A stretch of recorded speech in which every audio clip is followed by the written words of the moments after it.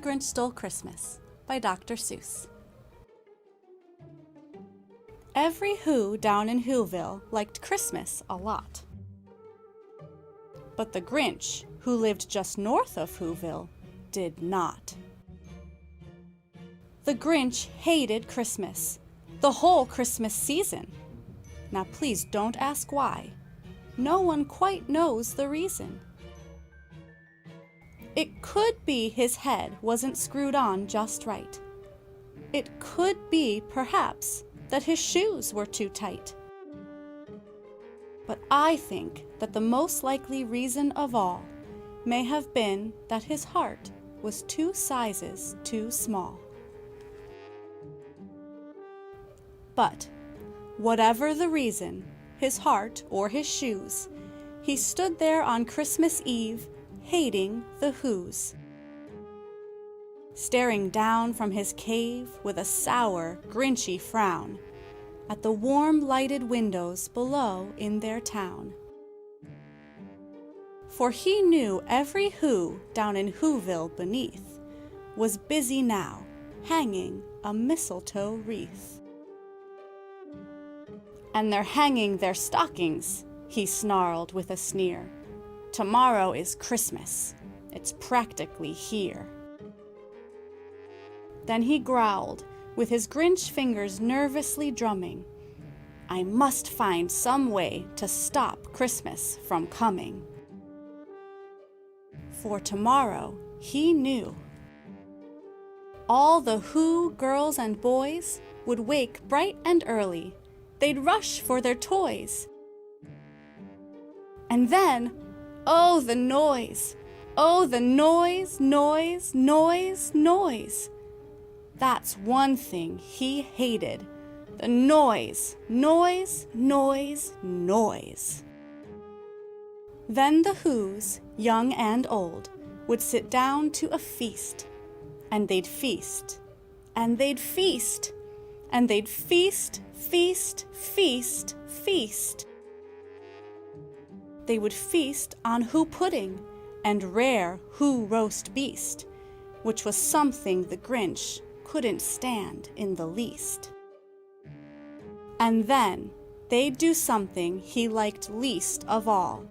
Every Who down in Whoville, the tall and the small, would stand close together with Christmas bells ringing.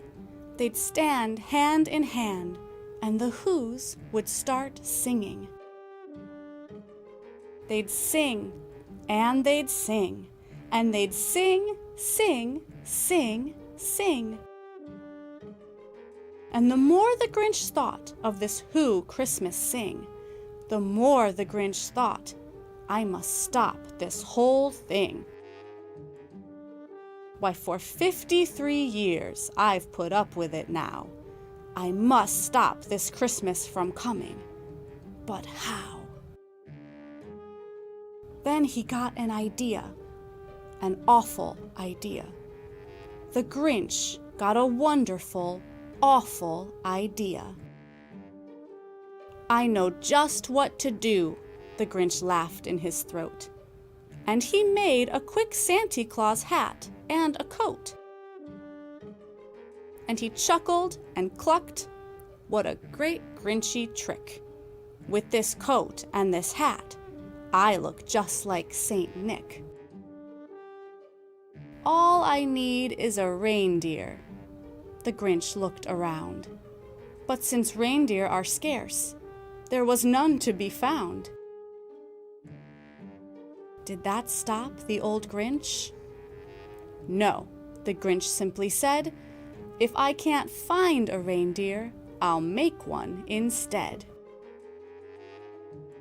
So he called his dog Max, then he took some red thread, and he tied a big horn on the top of his head. Then he loaded some bags and some old empty sacks on a ramshackle sleigh, and he hitched up old Max. Then the Grinch said, get up, and the sleigh started down toward the homes where the Whos lay a snooze in their town. All their windows were dark. Quiet snow filled the air. All the Whos were all dreaming sweet dreams without care. When he came to the first little house on the square. "This is stop number 1, the old Grinchy Claus hissed, and he climbed to the roof, empty bags in his fist. Then he slid down the chimney, a rather tight pinch. But if Santa could do it, then so could the Grinch. He got stuck only once, for a moment or two. Then he stuck his head out of the fireplace flue. Were the little Who stockings all hung in a row? "These stockings," he grinned, "are the first things to go." Then he slithered and slunk, with a smile most unpleasant, around the whole room, and he took every present. Pop guns and bicycles, roller skates, drums, checkerboards, tricycles, popcorn, and plums. And he stuffed them in bags. Then the Grinch, very nimbly, stuffed all the bags, one by one, up the chimbley. Then he slunk to the icebox. He took the Who's feast. He took the Who pudding. He took the roast beast. He cleaned out that icebox as quick as a flash. Why, that Grinch even took their last can of Who hash. Then he stuffed all the food up the chimney with glee. "And now," grinned the Grinch, "I will stuff up the tree." And the Grinch grabbed the tree, and he started to shove, when he heard a small sound, like the coo of a dove. He turned around fast, and he saw a small Who, little Cindy Lou Who was not more than 2. The Grinch had been caught by this tiny Who daughter, who'd got out of bed for a cup of cold water. She stared at the Grinch and said, "Santa Claus, why?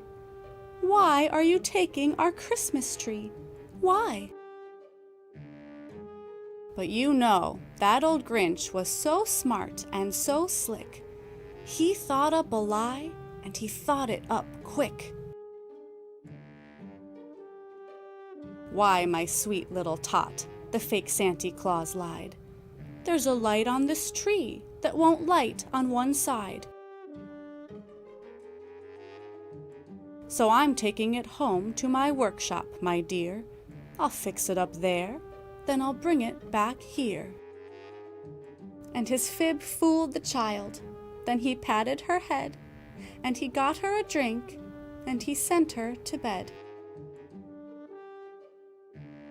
And when Cindy Lou Who went to bed with her cup, he went to the chimney and stuffed the tree up. Then the last thing he took was the log for their fire. Then he went up the chimney himself, the old liar. On their walls he left nothing but hooks and some wire. And the one speck of food that he left in the house was a crumb that was even too small for a mouse. Then he did the same thing to the other Who's houses, leaving crumbs much too small for the other Who's mouses.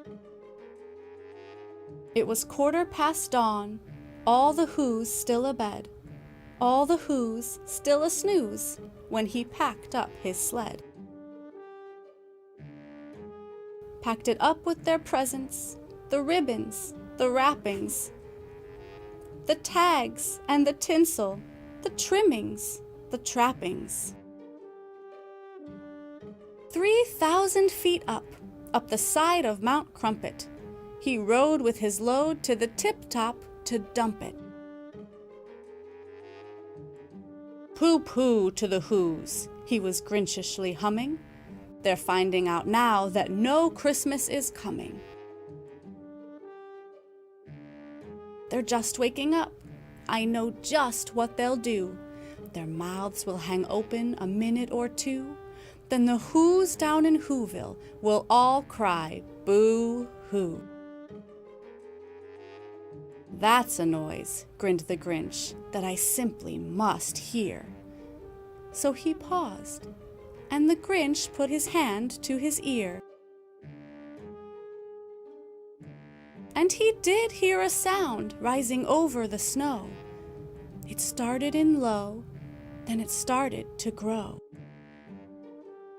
But the sound wasn't sad. Why, the sound sounded merry. It couldn't be so. But it was merry, very. He stared down at Whoville. The Grinch popped his eyes. Then he shook. What he saw was a shocking surprise. Every Who down in Whoville, the tall and the small, was singing without any presents at all.